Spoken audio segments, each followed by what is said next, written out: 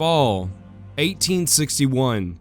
Compared to the rest of the Confederacy, the rebels in the Trans-Mississippi Theater have been successful in their fight against the Western Federals. After killing Nathaniel Lyon and scattering his army after the Battle of Wilson's Creek, the Guardsmen under Major General Sterling Price used this opportunity to drive deep into Union-held Missouri, reaching as far north as the Missouri River after defeating another Federal force at the Battle of Lexington. With the Federals driven to their strongholds and Jefferson City on the cusp of being taken, the Confederate government in Richmond officially admits Missouri as the 12th Confederate state. Yet, despite all the success, their Federal foes are far from giving up. Imagine if there were dogfights during the American Civil War between the Union and Confederate Air Forces. Good thing you don't have to, because in War Thunder, a free multiplayer military action game, you get to experience epic large-scale battles that pit you with and against dozens of other players in modern-day real-time combat. Fight in the skies, charge enemy lines on the ground, and sink any ship that stands against you, all in one game. In War Thunder, you get to experience unmatched realism as you use a diverse selection of historically accurate tanks, planes, and ships to fight your way to victory. Recently, War Thunder released its newest update called Hornet Sting. With Hornet Sting, the game has received substantial graphical enhancements, a dynamic naval overhaul, and new vehicles for you to use. If you want to experience these immersive battles, download War Thunder today for free on PC, PlayStation, and Xbox by using my link in the description. For all new players and those who haven't played in 6 months, you will receive some awesome bonuses, like 100k Silver Lions, an Eagle of Valor Decorator, and more. You can also try War Thunder Mobile, an epic multiplayer action game in your pocket, available for free on iOS and Android. Thanks again to War Thunder for sponsoring this video, which you can play today for free by using my link in the description. In January of 1862, the reinforced and reorganized Federals in St. Louis launched their counterattack. Under the command of Brigadier General Samuel R. Curtis, the Federals methodically drive Price and his Missouri State Guard back south into northern Arkansas, reversing all rebel gains from the previous year. Satisfied with his achievement, Curtis halts his army at Elkhorn Tavern, just south of the state line on the Wire Road. Refusing to retreat any further, Price joins forces with Major General Benjamin McCullough's Army of the West under the sole command of the aggressive Major General Earl Van Dorn. In early March, the combined Confederate force marched north to give battle, hoping to regain all their lost territory. However, when these two forces came to blows at Pea Ridge, the smaller Federal army stood its ground and won a decisive victory, securing Missouri for the Union. Dispirited by his defeat, Van Dorn decides to try his luck elsewhere. Without informing his superiors, Van Dorn strips Arkansas of anything of military value and crosses to the east side of the Mississippi. By the end of April, the only Confederate forces that stand between Curtis and the rest of Arkansas are a few cavalry regiments and irregulars. With nobody in effective command, the state descends into chaos. With Confederate control on the verge of collapsing, political leaders clamor for General P.G.T. Beauregard to act quickly to regain control of Arkansas. With Halleck and his massive army bearing down upon him at Corinth, Beauregard cannot spare any forces. The only option he has left is to dispatch the man he believes who can save Arkansas in this crisis, 34-year-old Major General Thomas C. Hindman Jr. Hindman, known for his diminished stature, flowing auburn hair, and fearless character, is a perfect choice to lead the Confederate forces in Arkansas. Though Hindman claims Arkansas as his home state, he was actually born in Tennessee. After graduating from college in New Jersey, Hindman moved to Mississippi and rapidly rose through the ranks of Southern society.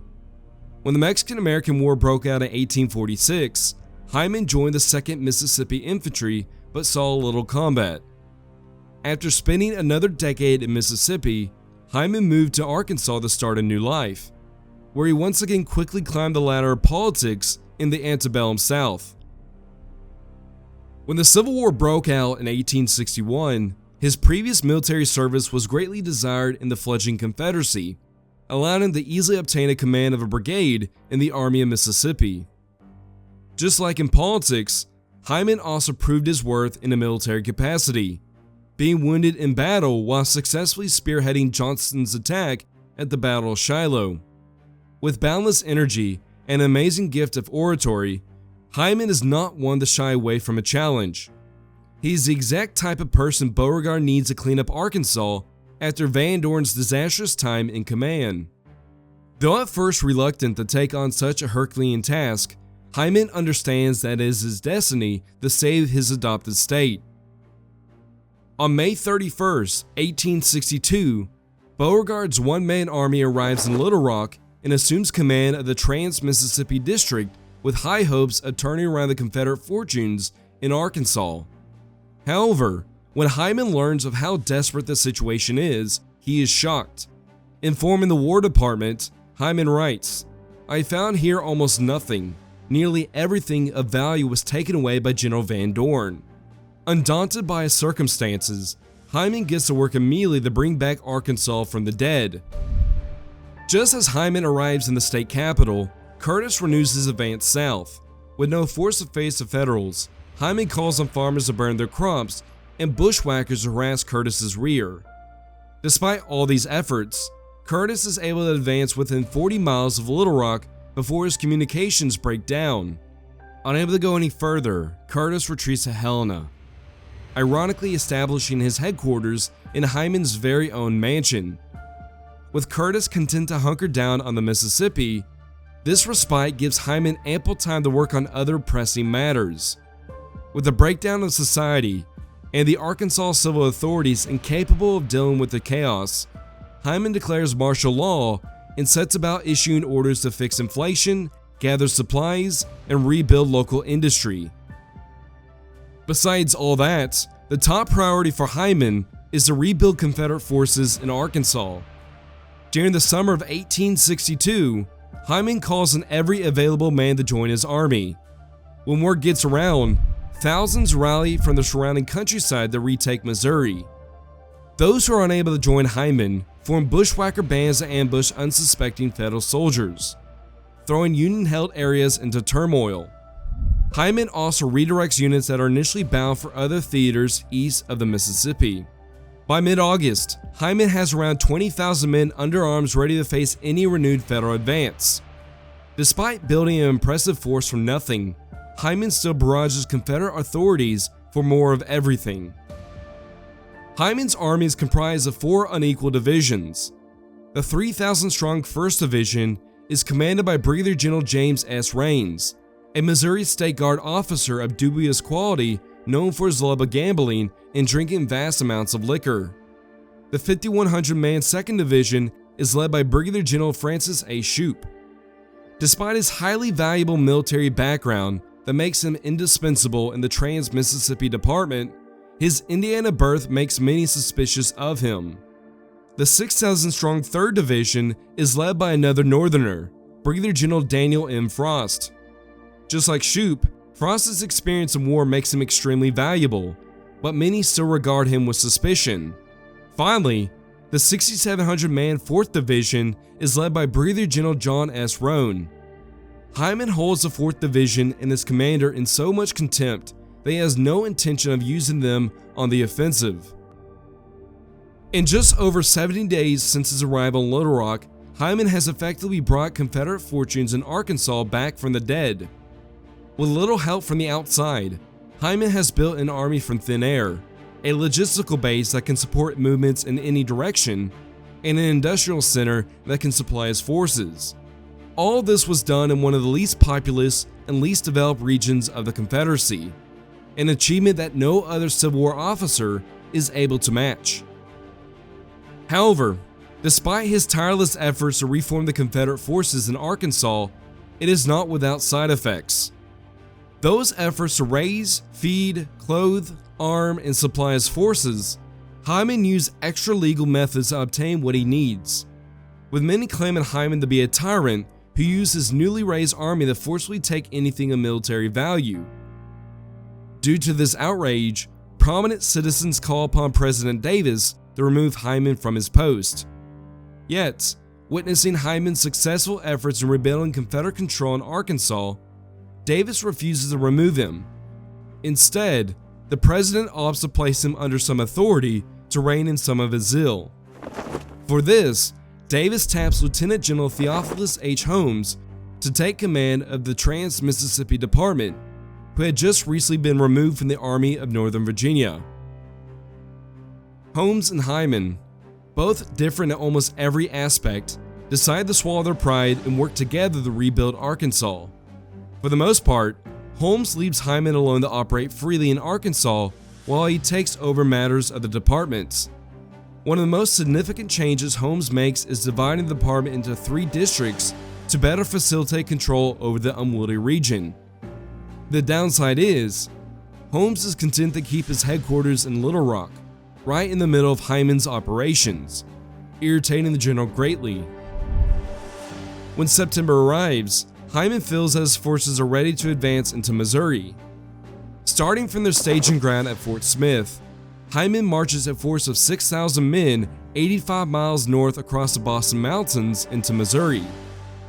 Worried that Hindman is going too far too soon, Holmes recalls his general before his tiny force can be destroyed.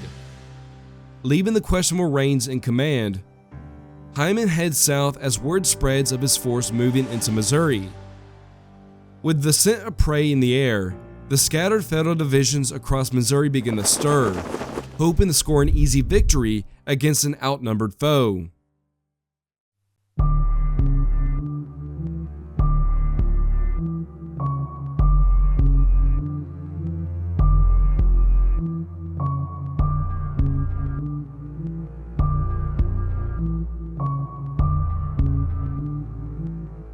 When Halleck receives word about Hindman's unexpected advance into Missouri, he's quite worried that the various districts on the far side of the Mississippi will be unable to effectively cooperate against this new threat.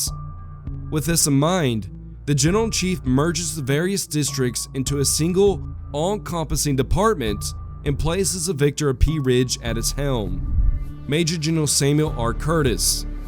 Halleck hopes that with Curtis's guiding hand, he'll be able to effectively respond to Hindman's threatening advance. To best command his new department, Curtis sets up his headquarters at St. Louis and allows his subordinates to take on Hindman in the field. The forces tasked with fighting Hindman consists of 3 divisions scattered along the Arkansas border.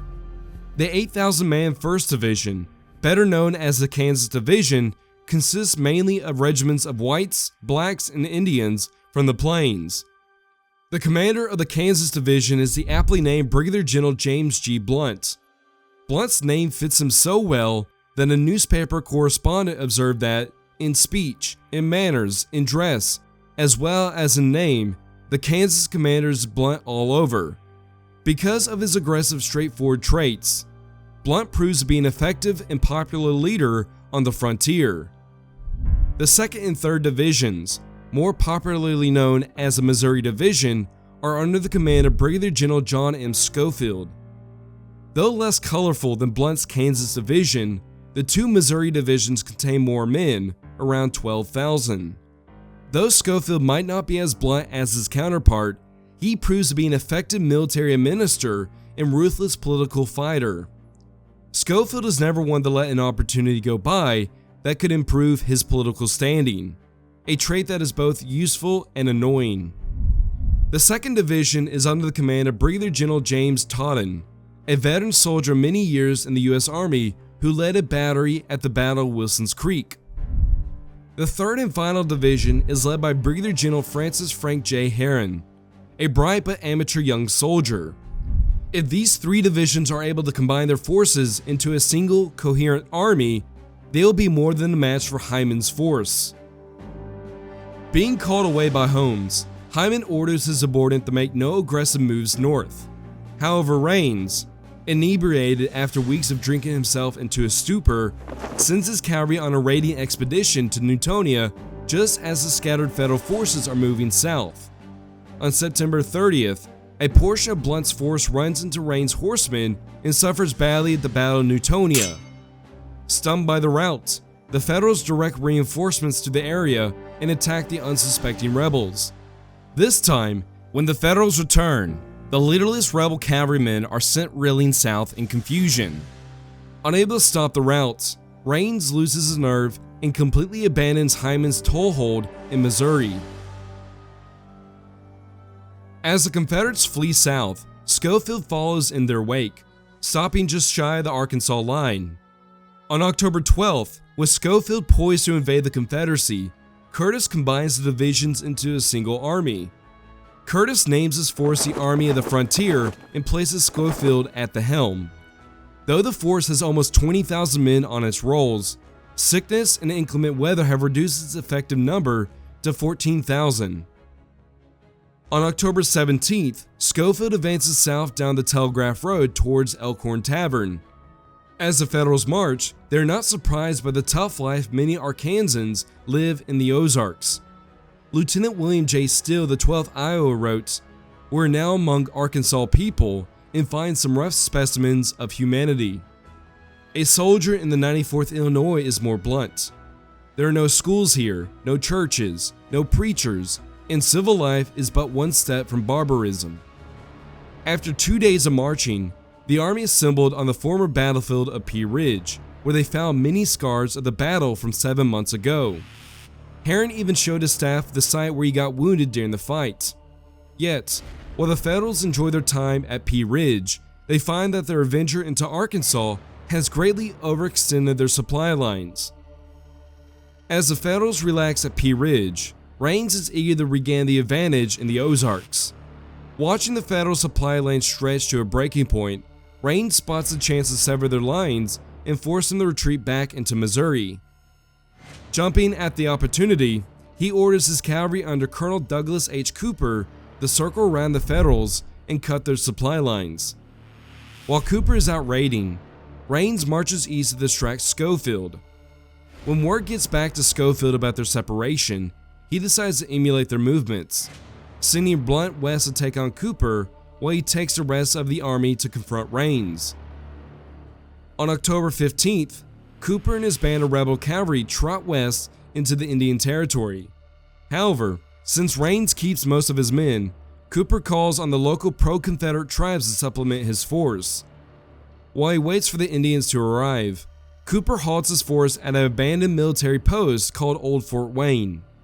While Cooper waits for reinforcements, Blunt leaves camp on October 20th and leads his men on a forced march through the night to catch the rebels by surprise. Despite his best efforts, Blunt's men are spotted when they near the Confederates. Undaunted, Blunt charges the Confederate rear guard and scatters them in a swift attack.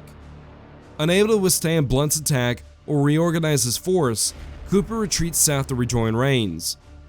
The Battle of Old Wayne Fort is a disaster for the Confederate fortunes in the Indian Territory as it secures Union control over the region.